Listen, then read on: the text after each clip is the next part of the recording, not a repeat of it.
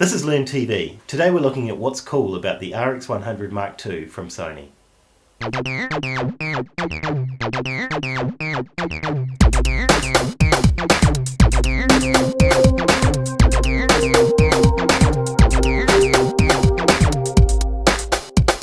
Hi there, I'm Tim and this is LearnTV. And I'm Tuki, and we're here to talk about what's cool with the RX100mkII. Okay, so the RX100mkII is the successor of the RX100. And the RX100 is a universally acclaimed camera, won a truckload of awards, takes amazing photographs, thanks to having a very large sensor and a compact, pocket-sized body. Yep. But the Mark II's had a number of quite good enhancements on it, Tuki. Yeah, absolutely. So some of the new things that you will see with the Mark II is, first of all, the hot shoe at the top, which is a multi-interface hot shoe.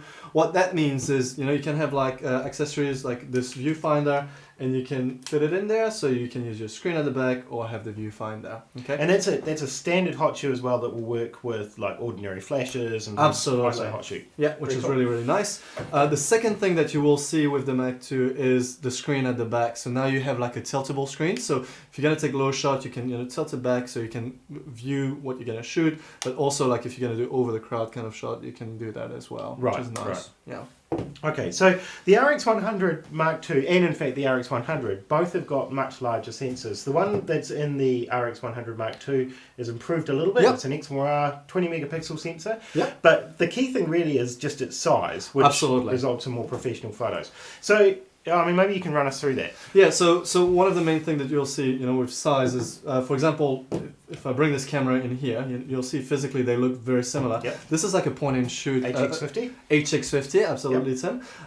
And the main thing that you'll notice with this camera is the size of the sensor. So if we were gonna just do a quick drawing, so on that side I have the HX50.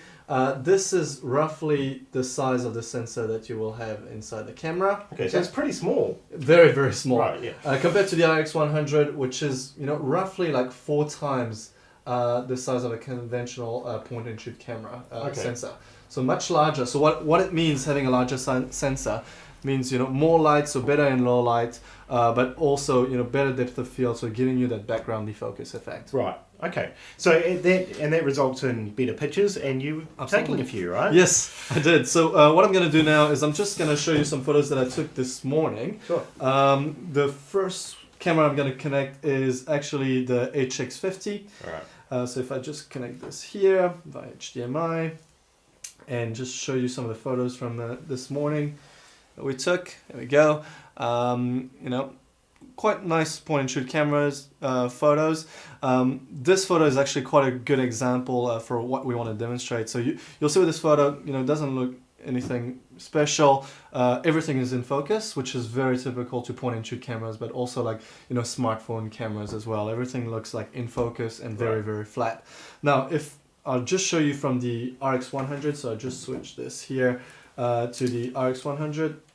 And we try to take similar photos with this similar type of angle, so just so you get a bit of a taste of the actual look of the photo. So if I just go back to, here we go, to this other photo, which was taken on the RX100 with a large sensor. Now you can see like the foreground is in focus, the background is out of focus, and it gives you that professional look. Straight away you can see that, right? So it actually, it makes what is a relatively ordinary looking photo from the HX50. Yep. Look, really interesting here. It looks, Absolutely. So it definitely brings up that professionalism. Absolutely. The other thing that I like about the RX100mkII in this sort of category of camera is that if you're into using a digital SLR or you like a bit of creative control, you've got a lot of that built into this camera as well. So you've got the ability to adjust shutter speed and aperture. Absolutely. So at the top, Tim, so if you look here, you have obviously your automatic modes, but all the aperture priority, shutter speed priority, which is quite nice. So the two things that you'll see on the camera is it has like a front ring, which is quite nice. Yeah. And basically it has a ring at the back as well. So if I just go into like, trying to take a photo here. So if I use that front ring right now, it's set to focus, which is, you can change that, which is quite nice. But if you push like there's like a function button at the back here. Yeah. Okay, so if I push that function button, now that ring will basically do, something different. So as you can see, you can set it up to, adjust other settings as well. Oh, okay. So it's quite nice. You can set up your camera the way you want to have all those manual controls. So it's quite nice for someone just wanting to take better photos, but also like a semi-pro or a pro that want to take nice photo on a really small camera. There's one other thing that I wanted to show you on this camera as well. The feature that I really like, which is Sony's One Touch. Oh yeah. So, NFC. So this is basically using NFC, and if you've got a fairly recent Android phone, you'll find that it has got probably NFC built in. So you see this logo, it's a little bit worn out on my phone, but a bit easier to see on the camera there. So basically, this is a shortwave radio system that allows these two devices to connect much more simply. So you can manually go in and basically set these up in the menus, but the advantage of One Touch is by simply tapping them together, as you can see like this, essentially this will launch the application Play Memories Mobile on your phone, and this is a free download. So when you first pair the two of them together, it'll actually prompt you to download it if you haven't got it installed already, and what that allows you to do is use your phone as a kind of a remote viewfinder. So once it's connected, you see I can get the camera and we can point it over there at Tiki and I can snap off a photo. Yes. Awesome. That photo then gets copied onto my phone, and I can from there share directly to other services like Facebook and the like. So I can basically transfer photos wirelessly and also use this as a viewfinder really simply and easily.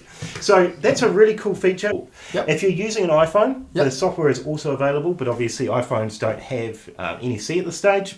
Yep. So you can't quite do the One Touch. Yep. You need to manually go in and activate it on the camera and the phone, but you still get that same functionality.